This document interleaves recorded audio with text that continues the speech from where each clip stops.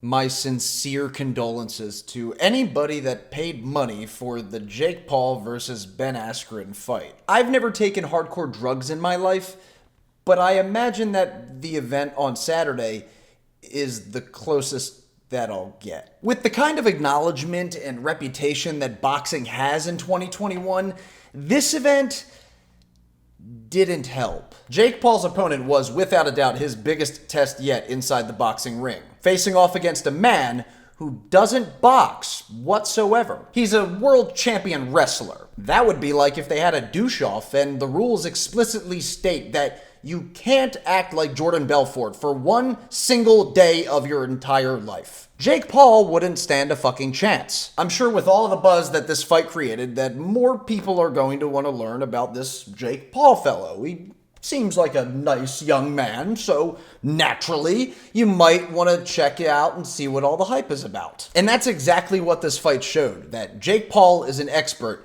at extending his own hype. The internet has been in a constant battle since this event took place, calling for Jake Paul to fight tougher, higher-ranked opponents.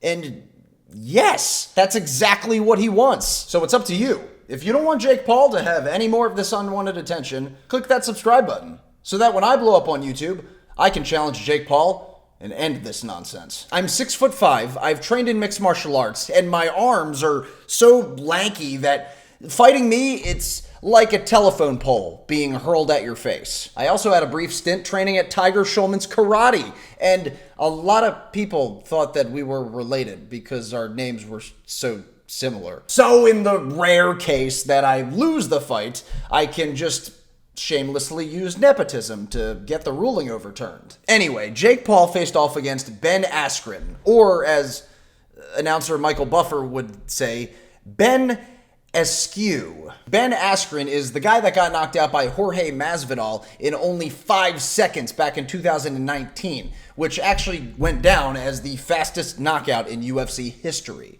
which marks Saturday as the fastest knockout by a douche canoe in internet boxing history. Jake Paul claims that this event got 1.3 million pay-per-view buys, which is just crazy to me because there's 1.3 million people that have no idea that you could just get shit for free online. Of course, a lot of people were saying it was rigged and all that, mainly because Ben Askren left the ring with a giant smile on his face. But really, that is the face of a man who got paid $500,000 for 2 minutes of work, literally laughing his way to the bank with his wife. Wouldn't you be smiling too, though, if you got paid $500,000 for a 2-minute performance? I use the term performance because a lot of people, they said it was rigged. You had people wondering why he was taking all this punishment in the UFC, but then he got stopped after only getting knocked down once by Jake Paul. Somebody also randomly said, why did Ben Askren show up to the fight looking like Michael from Grand Theft Auto 5? Barstool Sports naturally dropped a Jaeger bomb on the campfire, and they also thought that the fight might be rigged. Personally, I don't think anybody really gives a shit if the fight was rigged or not, because they don't know what to make of all the other crap that happened on the show. There was Ric Flair refereeing a slap fight between grown men. Snoop Dogg was on commentary, and his commentary was great. I plan on studying his commentary work and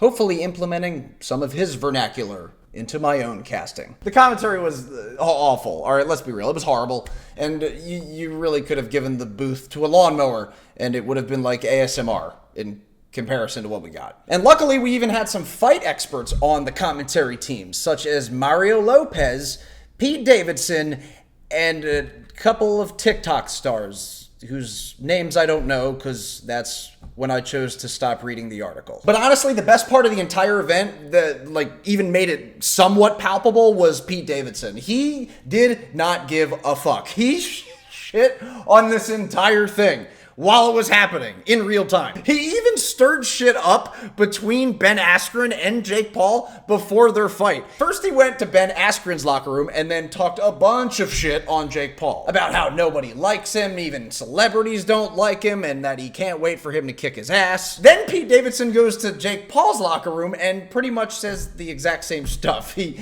says that Ben Askren's a huge tool and that he can't wait to see him get his ass kicked. Pete Davidson just straight up lied to both of their faces right on camera. It was the only part of the entire event I thought that was somewhat bearable. Not that I even sat and watched a morsel of this, I just read up about it. With all of the hype around this fight and all the previous ones, and Jake Paul's entire boxing career fighting non-boxers, it's really crazy. Jake Paul is a shining example that white dudes can do the bare minimum and still somehow get praise. Welcome to Wastebook.